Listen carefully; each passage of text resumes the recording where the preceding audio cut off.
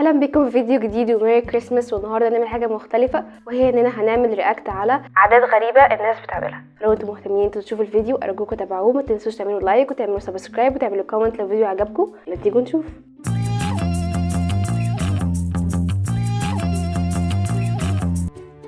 كل واحد فينا بيعمل عادات كتير قوي، وهو فاكر ان هو الوحيد اللي هو بيعمل العادات دي. بس طبعا لما السوشيال ميديا كلها طلعت، ولما احنا توسعنا على بعض وعرفنا العالم بقى كله تعاولنا بقى وكده، عرفنا بقى ان احنا في حاجات كنا فاكرين احنا بنعملها لوحدنا، بس طلعت مش احنا لوحدنا بس اللي بنعملها، لا ده في ناس كتير زينا وكده. طبعا دي عادات يعني فيها بتختلف من شخص للتاني. وانا العاده بتاعتي اللي انا كنت فاكره ان انا بعملها لوحدي، وطلعت ان انا مش بعملها لوحدي ولا في اخر الفيديو. ليه بقى؟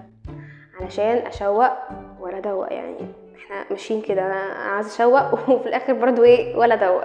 انا مجهزه سكرين شوت فيها العادات الغريبه للناس فاكره ان هي لوحدها اللي بتعمل كده. وانا هعمل رياكت على واحد ما قريتهمش، بس انا يعني قريت اول سطر كده ما كملتهمش يعني، فجهزتهم معايا علشان الرياكشن يكون ريل. لو انت مهتم انت تشوف الفيديو، مهتم تعرف ايه هو العاده الغريبه اللي انا كنت بعملها، كنت فاكره ان انا الوحيده اللي انا بعملها، كمل الفيديو.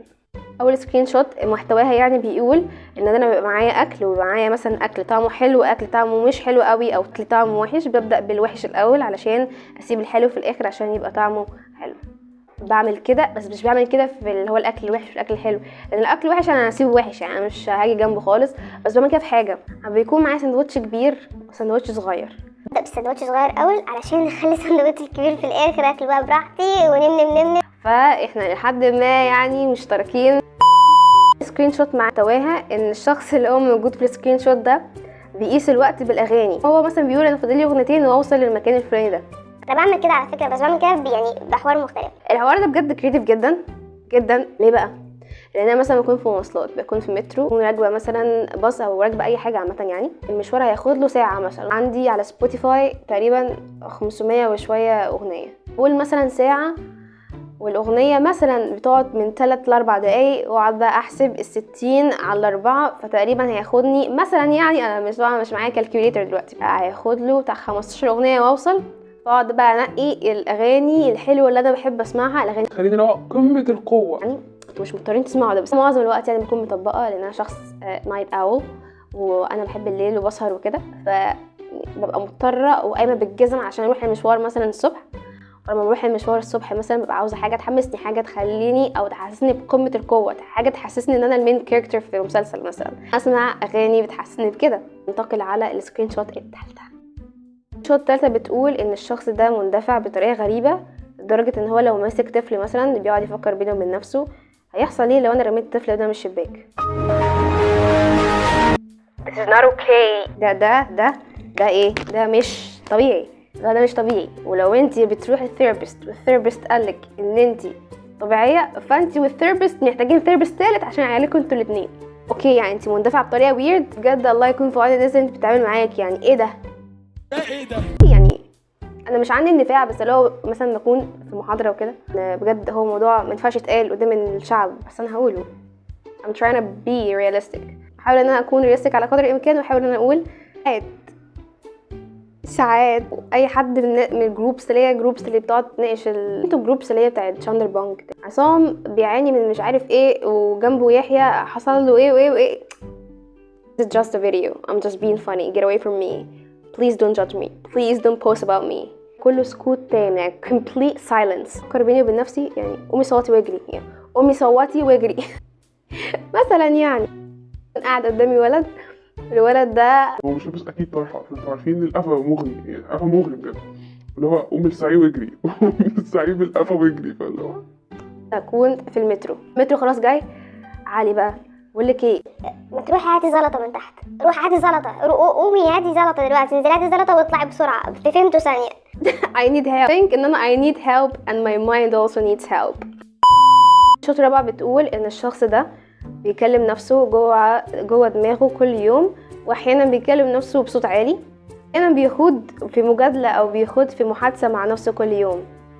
aren't we all؟ معظم الناس بتعمل كده اكيد، ده ما كانش يعني نسبه كبيره منهم، يعني 80% 50% الناس بيعملوا كده، يعني اكيد انت مش لوحدك. هو انت بتتكلمي مع نفسك يا ايه؟ احيانا يكون في شخص مثلا حرق دمي بقى، والشخص ده بقى يعني هو فعلا ضايقني وعامل لي حاجه تضايقني، وانا بقى ايه اللي هو متضايقه منه جدا، فبحاول ان انا ايه كذا وكذا وكذا وكذا، ما هو انا لو ما كنتش عملت كذا وكذا وكذا ما شاطر 5 بتقول ان الشخص ده بيكلم نفسه، واحيانا يعني بيتخيل سيناريوهات او بيتكلم في نطاق سيناريوهات مع نفسه.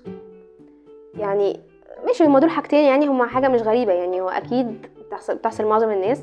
العقل بقى بيكون ايه اكتفى من كميه الواقع اللي هو بيعيشه، فبيحاول ان هو بقى ايه يقعد يعني يلجأ لسيناريوهات بقى خياليه عشان بقى ايه يرفه عن نفسه شويه. فاعتقد دي مش غريبه شويه، لان معظم الناس اصلا بتعمل كده. فانا لو اقيمها من 5 من غرابتها ممكن اديها مثلا -1. معظم الناس بتعمل كده فعادي يعني.